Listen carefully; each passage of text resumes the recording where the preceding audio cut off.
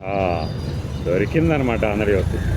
గుడివాడకు సంబంధించి పశు వైద్యశాల భవనం పెచ్చులూడిపోయి చాలా తీవ్రమైన శిథిలావస్థలో చేరిపోయిందని చెప్పేసి ఒక కథనం. అంటే మనకి జస్ట్ ఒక కెమెరా, ఒక రాయగలిగిన అంటే కాస్త కూస్త తెలుగుని కర్త కర్మ క్రియ వాక్య నిర్మాణ రూపంలో పెట్టగలిగిన జర్నలిస్టులు ఉంటే చాలు. ప్రతి వార్తని కావాలంటే అనువుగా లేదంటే వ్యతిరేకంగా రాయొచ్చు. ఎవరికైనా ప్రభుత్వానికి వ్యతిరేకంగా కానీ అనుకూలంగా కానీ. గత ప్రభుత్వ హయాంలోనట నిధులు మురిగిపోయాయి, పట్టించుకోలేదు. కూటమి ప్రభుత్వ నేతలైనా పట్టించుకోవాలంటూ వెటనరీ హాస్పిటల్ గురించి రాసుకొచ్చింది కథనం.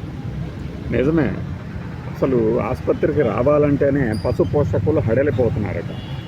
అంటే పశు పోషకులు హడలిపోవడానికి, పశువుల్ని తీసుకురావడానికి ఇంకా వెటనరీ హాస్పిటల్స్కి జనము వెళ్తున్నారా?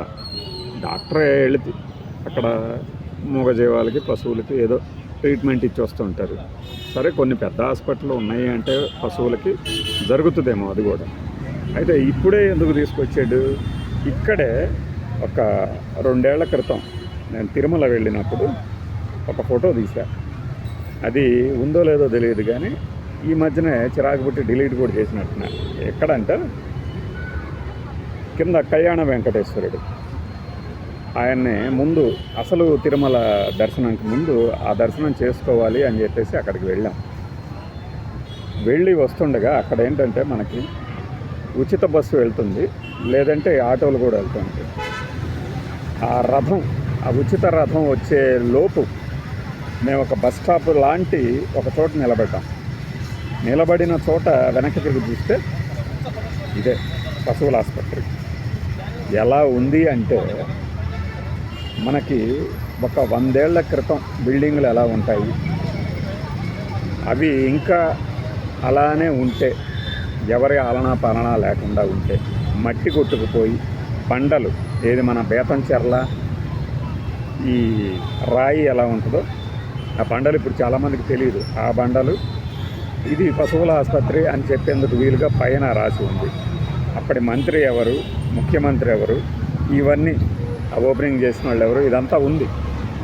మీరు ఎవరైనా తిరుమల వెళ్ళి వెంకటేశ్వర దర్శనం తర్వాత కింద కళ్యాణ వెంకటేశ్వరుని కూడా దర్శిస్తే చూడండి. అంటే కళ్యాణ వెంకటేశ్వరుని దర్శించుకొని వచ్చి మళ్ళీ తిరుమల, తిరుపతి లేదంటేనేమో మీ డెస్టినేషన్కి వెళ్ళే వైపు ఉంటుంది. ఇది చూడండి ఎలా ఉందో ఆసుపత్రి. అది ఎప్పుడు కట్టారు, ఎవరు కట్టారు? అలాంటి కొనారిల్లుతున్న దశలో అసలు మనుగడే లేనప్పుడు, మనకు ఒకప్పుడు ఎంప్లాయ్మెంట్ ఎక్స్చేంజ్లు ఉండేవి, ఇప్పుడు లేవు. ఆ బిల్డింగ్లు కూడా ఉన్నప్పుడు కూడా ఎలా ఉండేవి?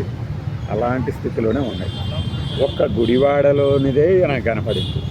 రాష్ట్రం మొత్తం చూస్తే మనకి పశువుల్ని కట్టేయడానికి ఉన్నటువంటి ఇనప రైలింగులు తప్పితే ఇంకేమీ కూడా కనపడదు. ఆ స్థితిలో ఉంటాయి. మరి గుడివాడనే ఎందుకు తీసుకున్నారు? నిధులు లేవు, పట్టించుకోవటం లేదు అనుకుంటూ రకరకాలుగా ప్రయత్నం చేసిన కథనం నాకు తిరుపతిలోనే అది గుర్తు తీసుకొచ్చింది. ఇప్పుడు దీనిని పట్టుకొని ఏదైనా మతలబు ఉందా ఈ కథనం వెనక?